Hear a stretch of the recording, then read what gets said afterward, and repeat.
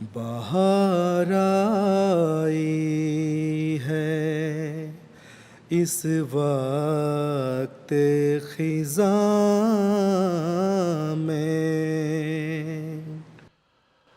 بسم اللہ الرحمن الرحیم۔ السلام علیکم ورحمۃ اللہ وبرکاتہ۔ سیدنا حضرت اقدس مسیح موعود علیہ الصلاۃ والسلام کی سیرت مبارکہ پر مبنی پروگرام حیات جاویداں کے ساتھ خاکسار نجیب اللہ ایاز آپ کی خدمت میں حاضر ہے۔ ناظرین کرام، انبیاء اپنے متبعین سے بے حد محبت کرتے ہیں، اور اس محبت کی وجہ خدا تعالیٰ کی ذات ہوتی ہے، کیونکہ نبی کے اصحاب وہ برگزیدہ ہستیاں ہوتی ہیں جو اس پیغام پر ایمان لاتی ہیں جو اس نبی کے ذریعے اللہ تعالیٰ نے بھجوایا ہوتا ہے۔ انبیاء کے یہ اصحاب اپنا تن من دھن اللہ کے اس فرستادے پر قربان کرنے کے لیے ہر دم تیار رہتے ہیں۔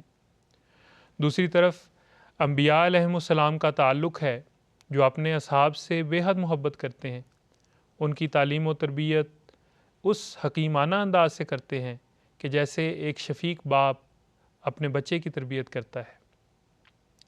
حضرت مسیح موعود علیہ الصلاۃ والسلام بھی اپنے اصحاب سے محبت کیا کرتے تھے، ان کی دلداری فرماتے، ان کے جذبات کا خیال رکھتے ہوئے ان کی حکیمانہ رنگ میں تربیت بھی فرمایا کرتے تھے۔ حضور علیہ السلام جب اپنے اصحاب سے ملتے یا مجلس میں بیٹھتے تو بالکل گھل مل کر بیٹھا کرتے۔ بعض اوقات نوواردوں کے لیے پہچاننا مشکل ہو جاتا کہ حضرت مسیح موعود علیہ الصلاۃ والسلام کون ہیں۔ اپنے اصحاب سے یہ محبت اور بے تکلفی کے نظارے ہمیں نبی اکرم صلی اللہ علیہ وسلم کی مجالس میں بھی دیکھنے کو ملتے ہیں۔ اس پروگرام میں ہم آپ کے سامنے حضرت مسیح موعود علیہ الصلاۃ والسلام کا اپنے اصحاب کے ساتھ بے تکلفی اور محبت برے انداز کے چند واقعات پیش کریں گے، جس میں میرے ساتھ مکرم عبدالنور عابد صاحب اور مکرم عمر فاروق صاحب تشریف رکھتے ہیں۔ مکرم عبدالنور عابد صاحب، حضرت مسیح موعود علیہ الصلاۃ والسلام جہاں اپنے صحابہ کے ساتھ محبت کے نئے نئے انداز اپنایا کرتے تھے، وہیں بڑے حکیمانہ رنگ میں ان کی تربیت بھی فرمایا کرتے تھے۔ بالکل نجیب صاحب، حضرت مسیح علیہ السلام اپنے اصحاب کی نہ صرف دلداری کرتے بلکہ ان کا احترام بھی کرتے، اور ان کے جو جذبات ہیں ان کا بھی خیال کیا کرتے تھے۔ اور بعض اوقات جب کوئی آپ کا صحابی کوئی اچھا کام کرتا تو ان کی تعریف بھی کیا کرتے تھے۔ اس ضمن میں ایک واقعہ آتا ہے، حضرت میر محمد اسماعیل صاحب رضی اللہ تعالیٰ عنہ بیان کرتے ہیں کہ ایک شخص جن کا نام کریم بخش تھا، انہوں نے بیعت کی تو وہ قادیان ہی رہ پڑے، اور کہتے ہیں کہ یہ شخص جو ہے یہ بڑا کمال باورچی تھا، اور کھانا اتنی جلدی تیار کر لیتے تھے کہ بعض اوقات تعجب ہوتا تھا۔ حضرت مسیح علیہ السلام جب بھی کسی کھانے کی فرمائش کرتے تو وہ کھانا بڑی جلدی سے تیار کر کے تو حضور کی خدمت میں پیش کر دیا کرتے تھے۔ اب ان کی اس پھرتی اور تیزی کو دیکھتے ہوئے حضرت مسیح علیہ السلام بعض اوقات یہ کہا کرتے کہ میاں کریم بخش، کیا کھانے کا کہنے سے پہلے ہی تم نے کھانا تیار کیا ہوتا ہے؟ کتنی جلدی سے تم کھانا تیار کر کر لے آتے ہو؟ تو اس طرح ان کی حوصلہ افزائی بھی ہوا کرتی تھی۔ پھر ایک اور واقعہ میں آپ کے سامنے پیش کرتا ہوں، حضرت شیخ رحمۃ اللہ صاحب رضی اللہ عنہ کا یہ واقعہ ہے۔ انہوں نے حضرت مسیح علیہ السلام کی دعوت کی، دعوت کا اہتمام کیا، تو باورچیوں کی غلطی کی وجہ سے، ان کی غفلت کی وجہ سے جو پلاؤ تھا وہ بڑا نرم ہو گیا۔ تو اب دعوت ہے، حضرت مسیح علیہ السلام آ چکے ہیں، کھانا لگ چکا ہے، اب کھانے کو دیکھ کے وہ عذر خواہی کرنے لگے کہ حضور باورچیوں کی وجہ سے تھوڑا سا پلاؤ نرم پک گیا ہے۔ تو جب حضور نے دیکھا کہ وہ تھوڑا سا شرمندہ ہو رہے ہیں تو حضور نے فرمایا کہ برکت اللہ صاحب، اس کے اندر گوشت، چاول، مسالہ، گھی سبھی تو ہے، پھر کہاں سے خراب ہو گیا؟ تو پھر حضور کہتے ہیں کہ مجھے اسی قسم کا پسند ہے، میں اسی طرح کھا لوں گا۔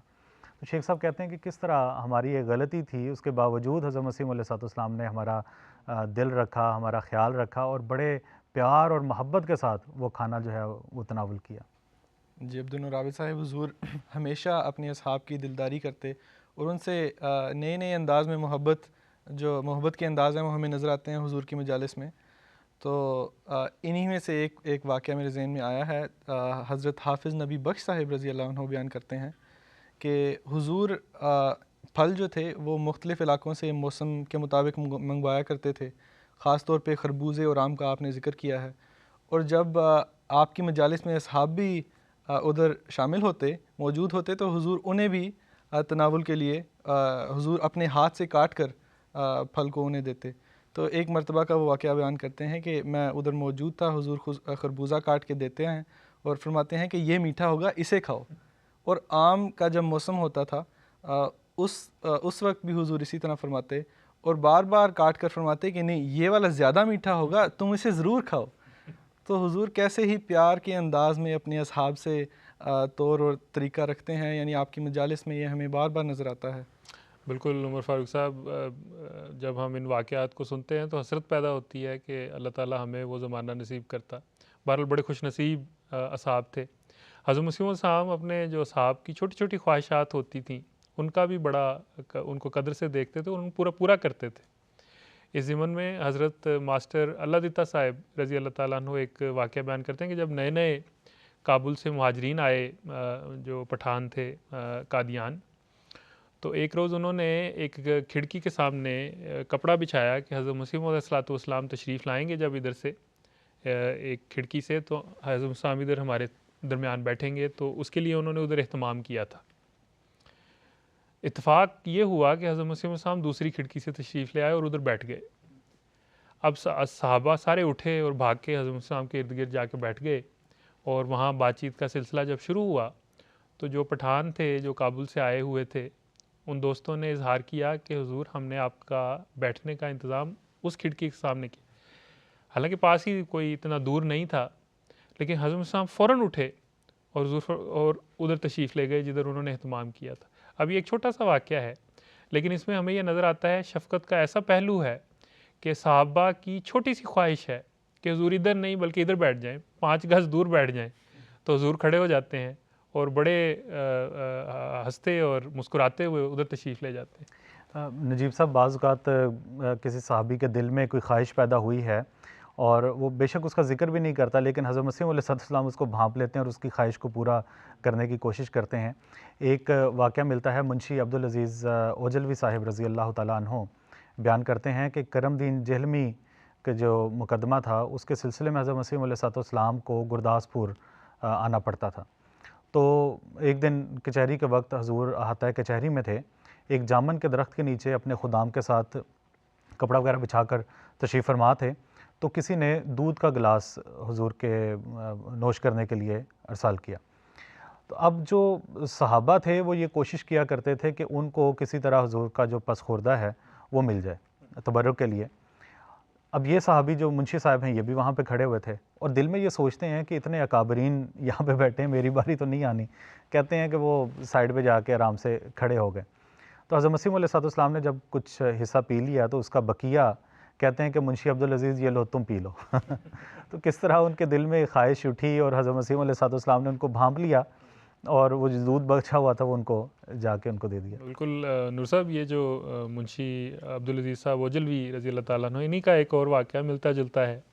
یہ کہتے ہیں کہ ایک دفعہ حضرت مسیح صاحب مسجد مبارک کے چھت پر تشریف فرما تھے اور مہمان تھے اور بڑے اکابرین اور بزرگ صحابہ حضرت مسیح کے ساتھ بیٹھے تھے.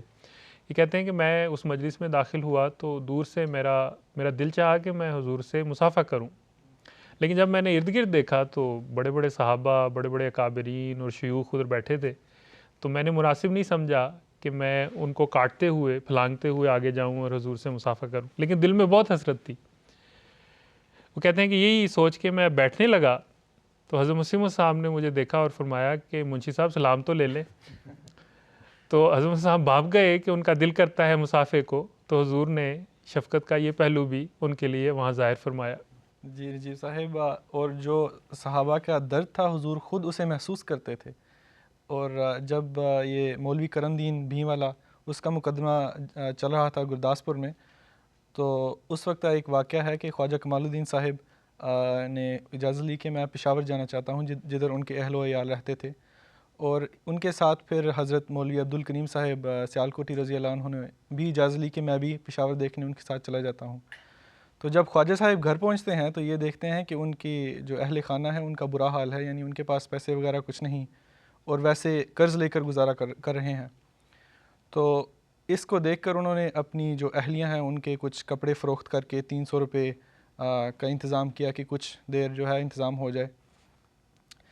اور جب یہ حضرت مولوی عبدالکریم صاحب رضی اللہ عنہ کو اس بات کا پتہ چلا تو انہوں نے حضرت مسیح موعود علیہ الصلوۃ والسلام کے سامنے اس کا ذکر کر دیا.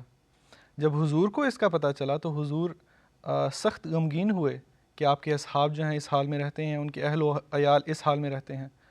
تو حضور نے حضرت میاں محمود حضرت مرزا بشیر الدین محمود احمد رضی اللہ عنہ کے ہاتھ 300 روپے ان کی طرف بھیج دیے.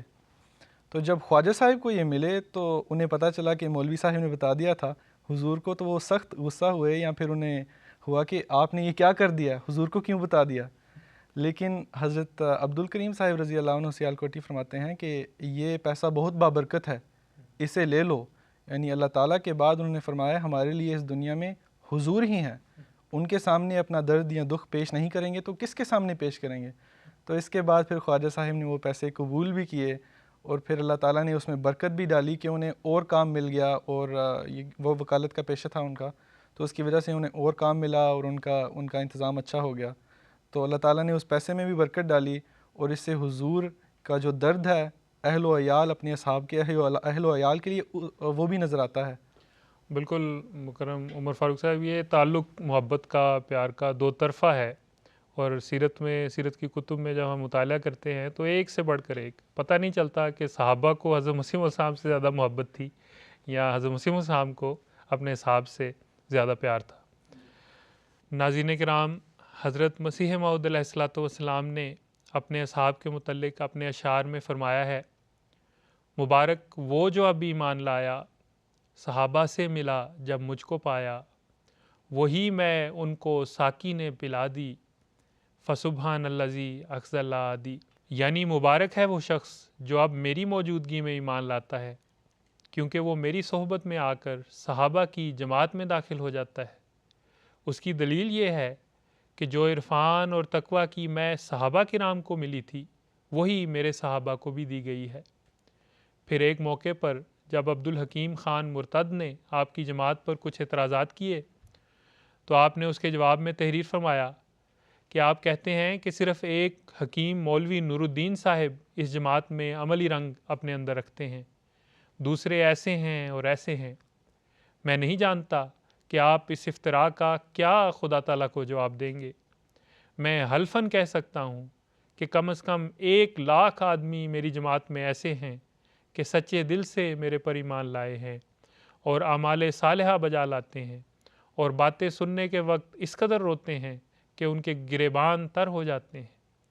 میں اپنے ہزارہا بیعت کنندوں میں اس قدر تبدیلی دیکھتا ہوں کہ موسیٰ نبی کے پیروان سے جو ان کی زندگی میں ان پر ایمان لائے تھے, ہزارہا درجے ان کو بہتر خیال کرتا ہوں, اور ان کے چہرے پر صحابہ کے اعتقاد اور صلاحیت کا نور پاتا ہوں. وآخر دعوانا ان الحمدللہ رب العالمین. السلام علیکم ورحمۃ اللہ وبرکاتہ. بہار آئی ہے اس وقت خزاں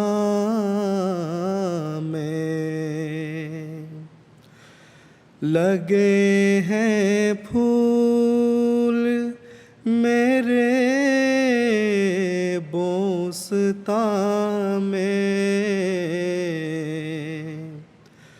بہار آئی ہے اس وقت خزاں